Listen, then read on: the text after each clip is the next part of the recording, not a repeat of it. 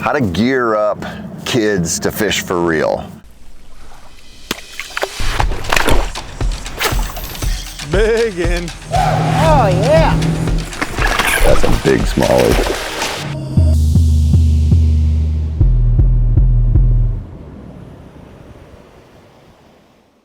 And I say that sort of tongue-in-cheek, but when we take kids out, especially little kids, 3, 4, 5, 6, whenever their first fishing trips are, we give them that little Barbie rod or the Spider-Man rod from Wally World, and it's this long, and it has a terrible reel on it, and it's just not something that you really want to get kids involved in fishing and teach them the basics.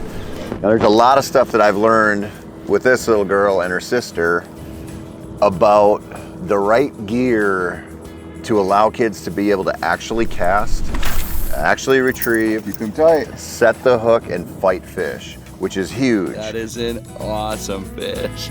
People think that right off the bat with a fishing rod, for example, people think that you got to get a kid a little 5-footer.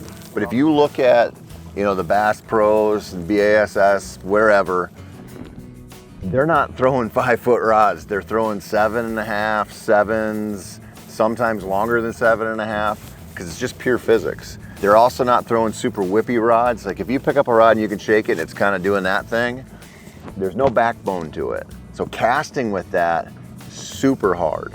And so I always tell people, I'm like, even with pretty little kids, a 6-foot rod at least with some kind of like medium heavy type of backbone is a heck of a lot better for them than something that's a little more whippy, because they're not going to be able to cast it, and they're certainly not going to be able to set the hook and keep the line tight when they're fighting. Woohoo! Good job, honey. Reel wise, you're probably going to start kids on a little spin cast or close face thing.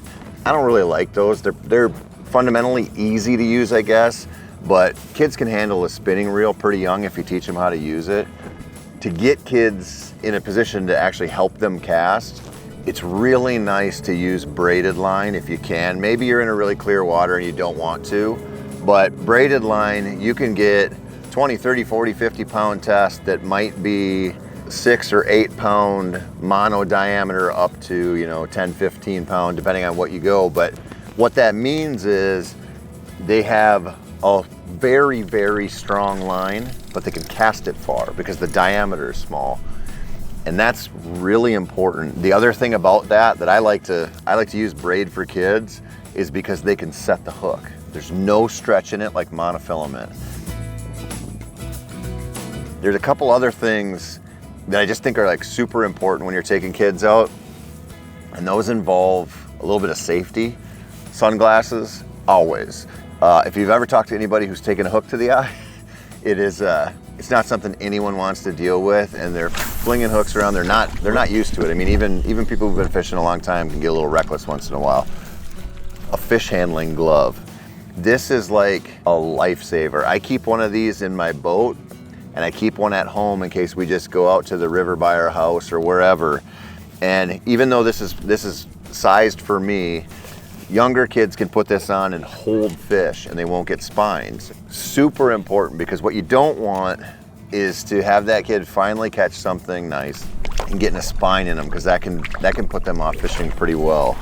But other than that, it's just a matter of almost thinking about what you'd want for yourself to help you fish better, and then maybe scale down a little bit for kids, but I really don't think you need to. This is kind of the opposite of the traditional advice to just get kids on a dock and give them something cheap, some kind of like a little kiddie combo. This is about getting kids into like fishing, and so they can catch bigger fish and learn how to cast and do some things for themselves. All of it is a huge difference maker, and you don't have to go super deep with money. I mean, you can spend a lot of money on fishing gear. You don't have to, but if you just think about it from the perspective of what's the length of the rod, what is the backbone like, does it have some backbone to it, what kind of line are you using that's going to cast really well and have low stretch, or no stretch is even better, and then just like a couple safety things to make sure that nothing really goes sideways when you take kids out.